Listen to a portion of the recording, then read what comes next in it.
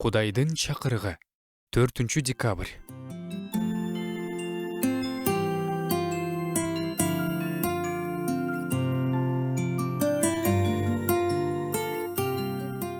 Биз көбүнчө денеге караганда жана рух тууралуу кам көрүшүбүз керек дейбиз.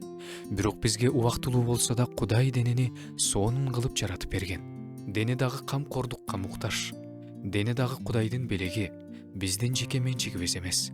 Ошондуктан денебизге кылган мамилебиз үчүн Кудайдын алдында жоопкерчиликтүүбүз. Мындай деп жазылган: же эмне? Денеңер силердин ичиңерде жашаган ыйык рухтун ибадатканасы экендигин билбейсиңерби? Демек, ал денеге тиешелүү мамиле кылуубуз керек.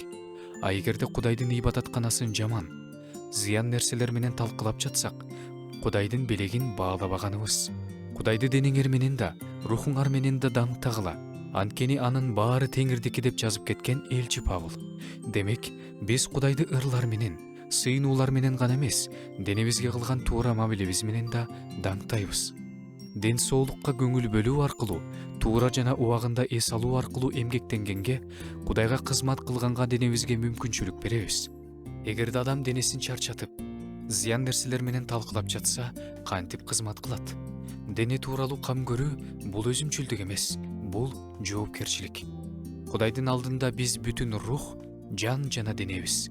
Ал бизде рухубуздун күчтүү болуусун, жаныбызда тынчтык болуусун, жана денебиз жаман адаттар менен талкаланбай, дени сак болуусун каалайт.